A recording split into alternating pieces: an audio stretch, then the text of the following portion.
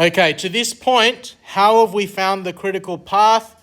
You just went through the arrows and you counted, right? But sometimes the precedence networks are going to be quite complicated, so we need a more reliable method to find the critical path, all right?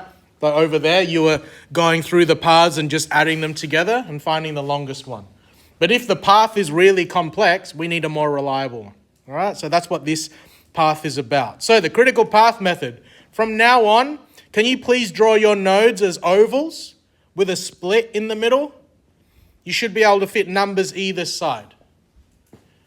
And this critical path method involves three main operations. We do a forward scan, we do a backward scan, and then we do a step called finding the slack time. So if you need that, can you get that little paragraph down?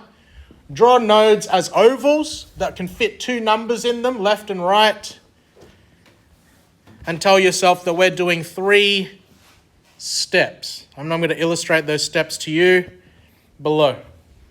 So you get that critical path method down, please?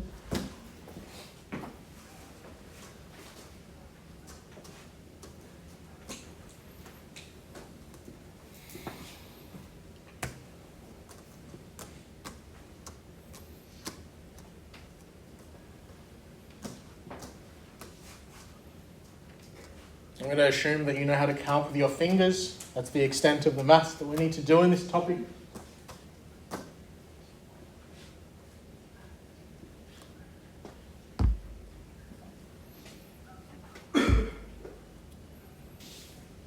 And hopefully what you find is if you grind those exercises, you shouldn't need a cheat sheet for this topic at all. Your exam cheat sheet could just be one side finance, the other side statistics. But no one's stopping you from having this if you forget. Okay? Double-sided A4 handwritten note sheet. All right, I'm going to demonstrate the critical path method using this network. Can you all please get this down? I'll give you time so that I can do it along with you. Get that network down, please. You can see the nodes are drawn as ovals. There's letters and there's durations there. Copy it so you can follow along with the steps, please.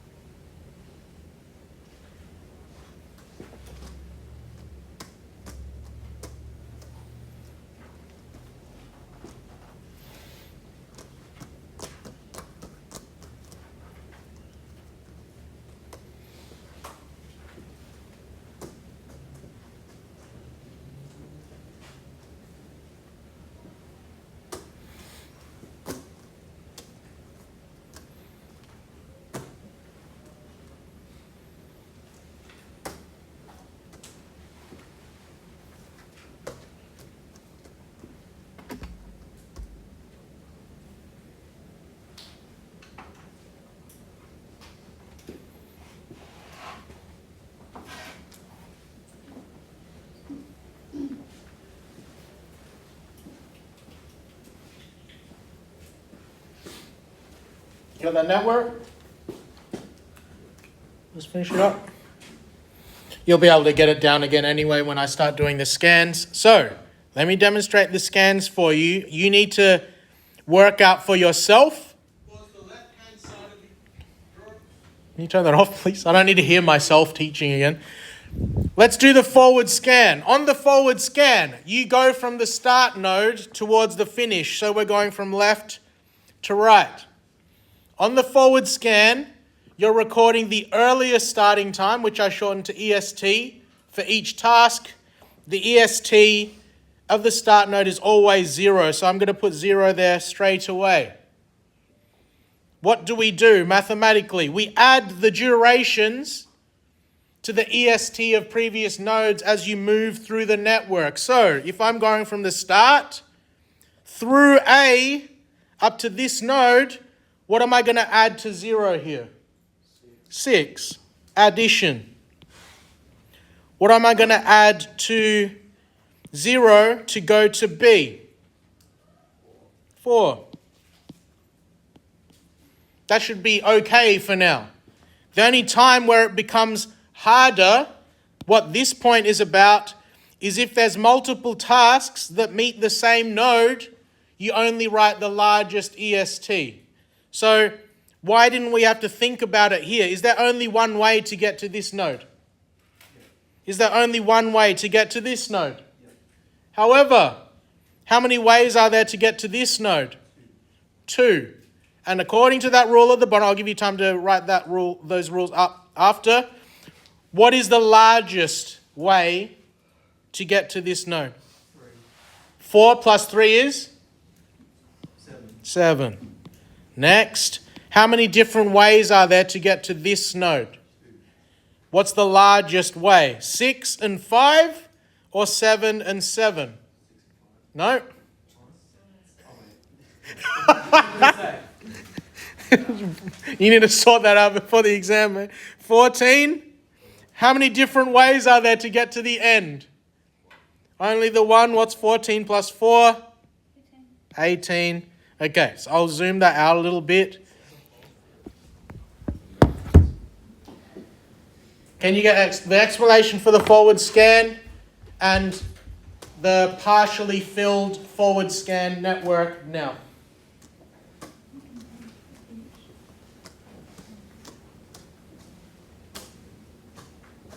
Start thinking of ways that you can try to remember these steps. Forward scan. We go left to right. You add, if multiple, biggest. That's one way.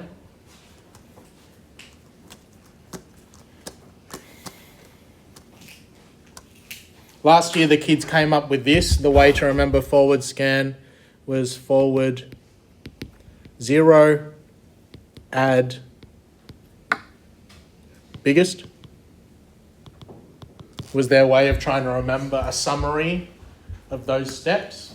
If I'm starting a forward scan, I start at 0. How do I go through the network? I add numbers together.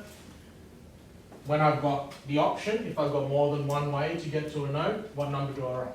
The biggest.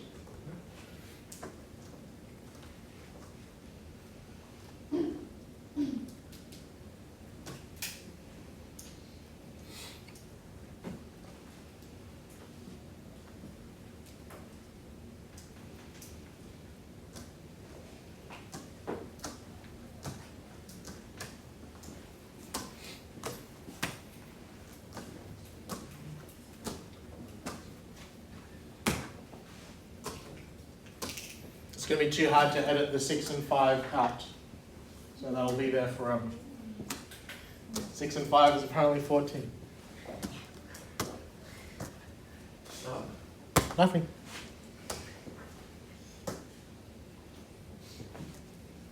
If I look at the YouTube analytics, that'll be the most viewed section of the video.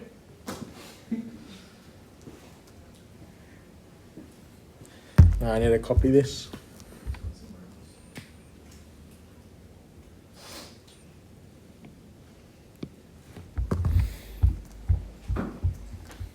Get that forward scan explanation down, but start thinking of ways to shorten it. You're probably going, Mr. T, why didn't you just start off with the shorter version? Would me telling you forward 0 add biggest mean anything unless you've seen what it actually is, okay? Start off with the hard way, make it simple after. Anyone gonna have a heart attack if I move this? Okay, let's do the backward scan. On the backward scan, so I'm going to paste that.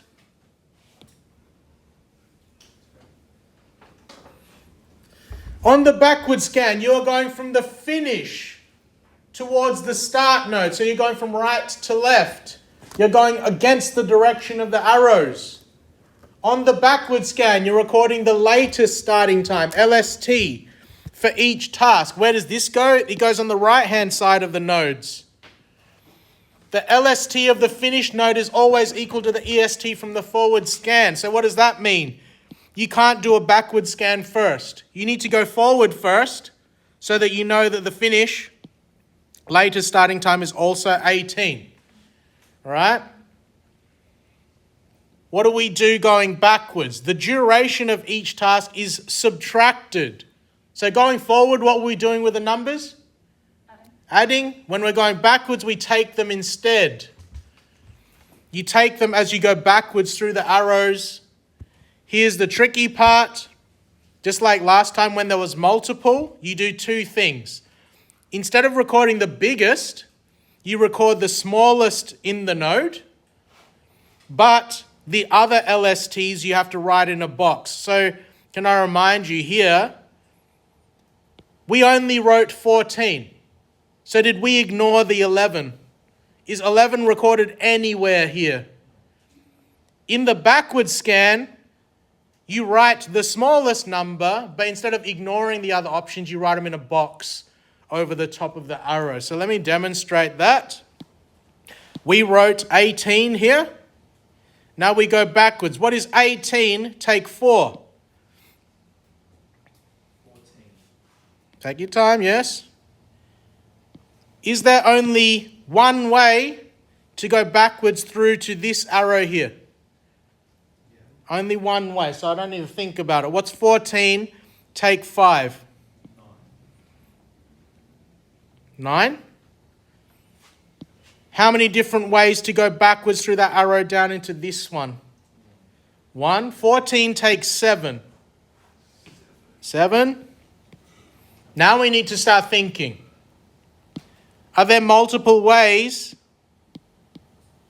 to get to this node? What number am I writing when I'm going backwards? The biggest or the smallest? It's the opposite of smallest. So, what's 7 take 3? 4. And what's 7 take 1? 6. So, I write the smallest option in the node, 4, but we don't ignore the other option now. 7 take 1 is 6. I write that over the task that would have resulted in 6. Last one. Are there multiple ways to get to the start node? What's 9 take 6? 3. What is 4 take 4? What do I write going backwards? The smallest or the largest? Smallest, so 0. But we don't ignore the other option. 9 take 6 came through this arrow. So we go 9 take 6 is 3. There. Can you get that down, please?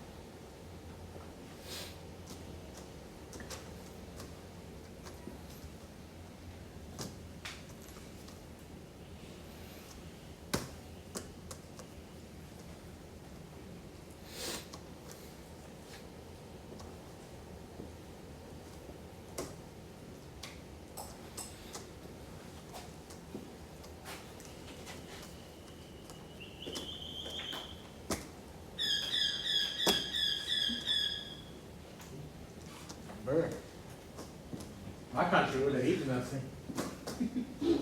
Got a slingshot.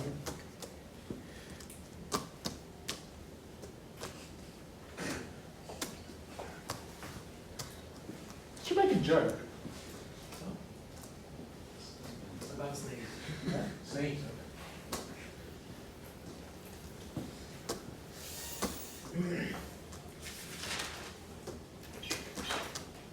Backward scan. So I don't know what that's called, mnemonic or something, the way that the kids tried to remember the backward scan last year. They said backward scan, same, take, smallest, and box. Their attempt to summarize the backward scan last year, with your cousin, etc. When you were going backwards, how do you decide what the starting number is? It's the same as what the forward scan was. What are you doing as you go backwards through the network? You take. What do you put into the node? The smallest possible number, but unlike the forward scan, you have to put the other options in a box. Whatever works for you. Any heart attacks if I move here? Okay, what do these numbers refer to? These numbers refer to, like let's give an example. This is E. This node here, 6 and 9, is the start of E. The left-hand side is the earliest possible starting time that I can do for E. So the earliest time I can start E is like whatever units this is, 6 minutes. The latest possible starting time that I can start E at is 9. Is there a difference between those two numbers? Yeah. So if there's a difference between the earliest time I can start it and the latest time I can start it, how many minutes could I leave it? 3.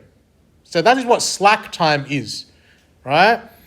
Is there any slack time for task C? Because C is coming out of this 4 and 4. No. I can't delay C. Can I delay D? No. Right, look, there's a 6 there. That box is the latest starting time for D. Why isn't that 6 written in the node? Because I already wrote 4 in there. That's why we had to write the 6 here. So D, the earliest I can start D is 4. What's the latest I can start it? 6. So I can leave D for a couple of minutes. But can I leave C for any time? No. Can I leave F for any time? Can I leave G for any time? That there, B, C, F, G is the critical path because I cannot delay those. Right? Whereas these ones, because do you agree 6 and 5 is shorter than 14? I can leave those for a little bit. That's why they've got slack time. So slack time is the difference between the latest and the earliest start time. It is the time a task can be delayed without delaying the project overall. The slack time of a task is found from the node at the start of any task. Tasks with 0 slack time cannot be delayed and are therefore critical tasks. And the critical tasks make the critical path. This table stuff, I only include it because my test asks you to use the table and your book does. But most of the time, SACE, when you're doing slack time, they'll just ask you to use the network here. What's the slack time for A? 3. What's the slack time for V? Nothing. So can you just get down what the meaning of slack time is, and then I'll show you how to fill in the table.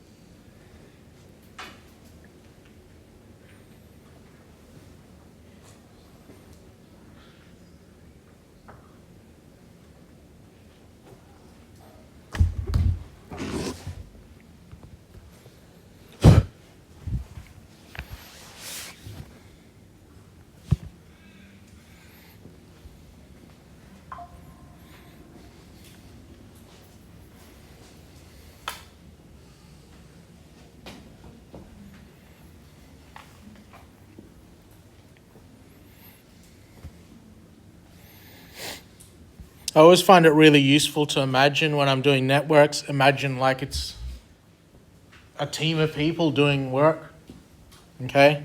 Because if you just look at it as this spider web. There's no context to it. There's no meaning.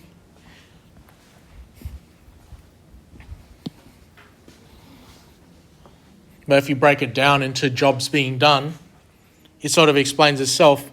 Why is the earliest time that you can start C 4? Why is the earliest time you can start D 4? Well, how long does it take B to get done? How long? 4. So the earliest time C and D could be started is after 4 minutes or whatever the units are. Why is D able to be delayed by 2 minutes? How long does C take?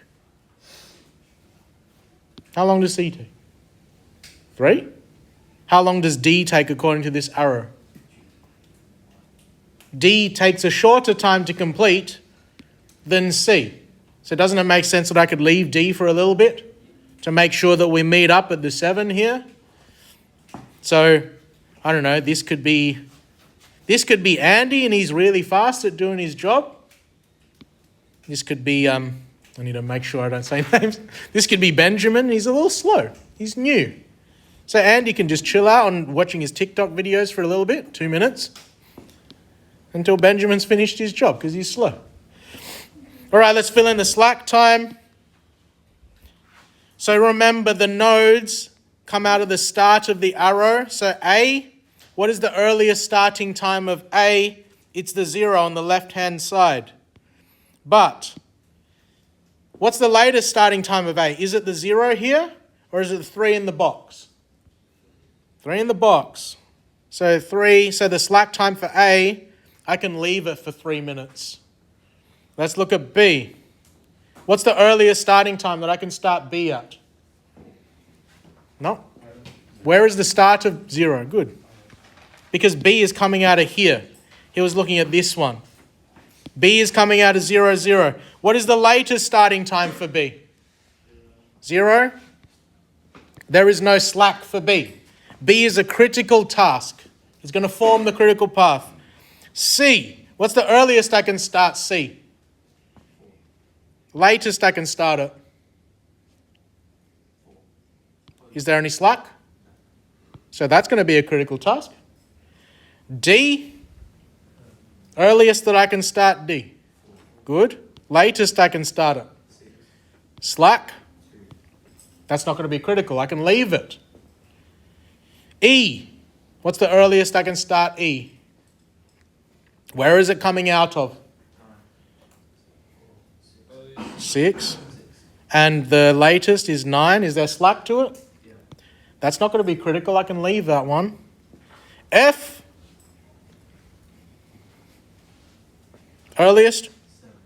And slack. That's critical. Last one. What is it? Yeah, and? 14. And? 14. And? See how there's rules to this now? Like before, with your level of intelligence, you would have been able to find the critical path using trial and error. That's what you were doing before. But imagine that the path was much more complex than this. You need a way to definitely know what the critical path is. That critical path here, according to our maths, is B, C, F, and G. That's the critical path method.